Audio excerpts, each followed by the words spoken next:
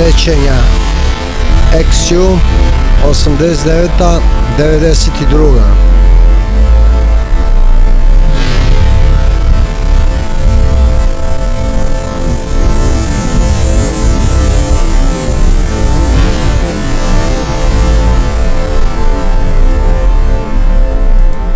Beli lav Bruno.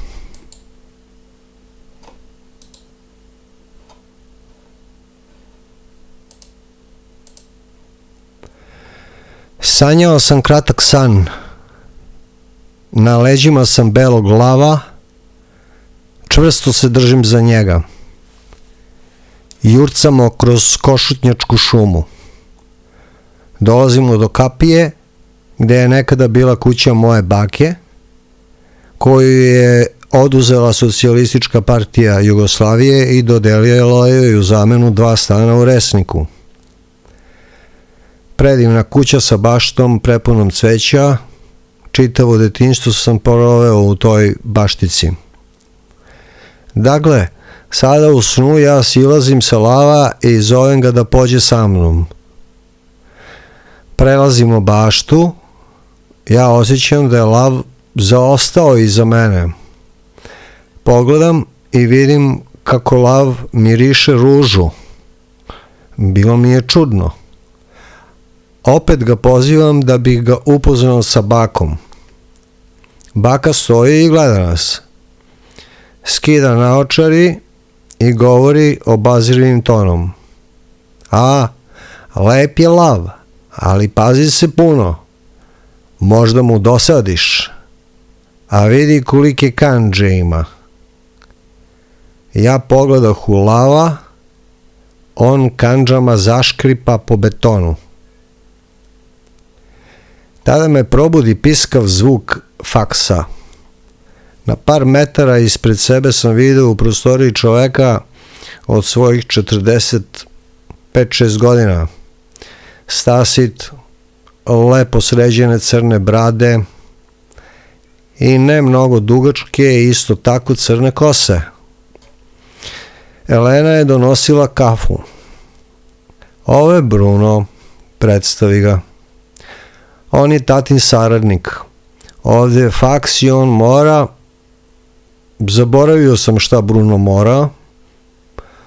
Ustao sam i u boksericama i majici sam seo za sto. Zapalio cigaretu i prineo sebi kafu. Ovi moji Hrvati dole, poče Bruno, dubokim glasom i hrvatskim naglaskom. Nisu mi nešto zanimljivi. Vas dvoje ste, čini mi se, više po mom ukusu. Sebastijan, lepo ime, a otkuda? Jesu li vaši iz Beograda?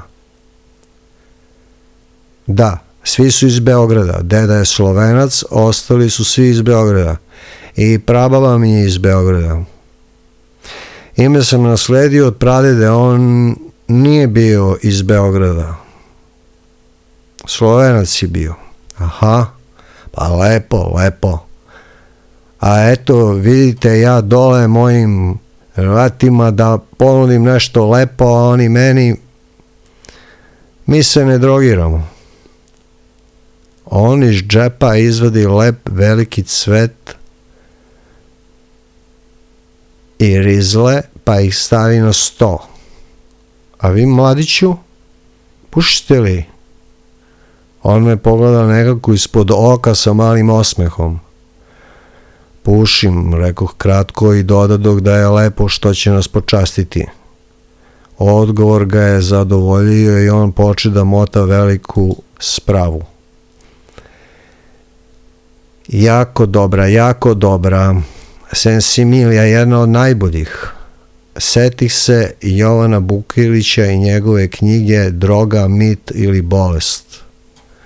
Marihuana na 3. mestu pored heroina i kokaina. Ah, Bukiliću, Bukiliću. Svoje misli sam kroz smeh prenosio Jeleni i Brunu. A, to vam je, Sebastijane, veliko svetska zavera. Sa tim se neće lako izaći na kraj.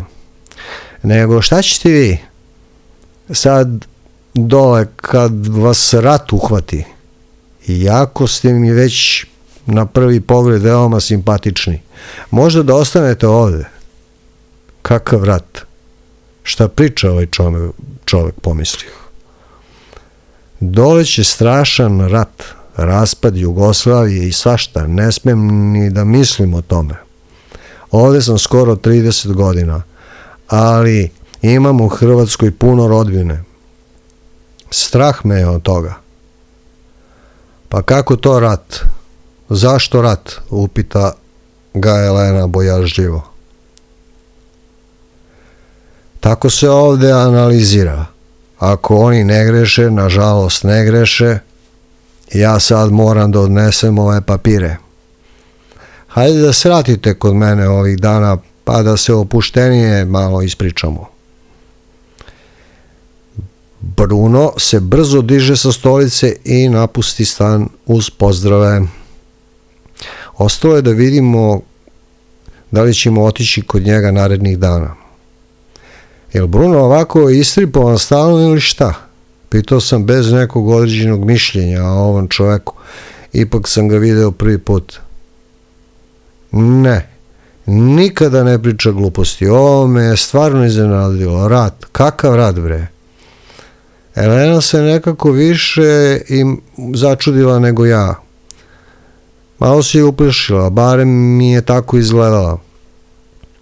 Nakon nepunih pola sata mi smo zaboravili Bruna i zloslutne prognoze koje nam je taj čovek doneo.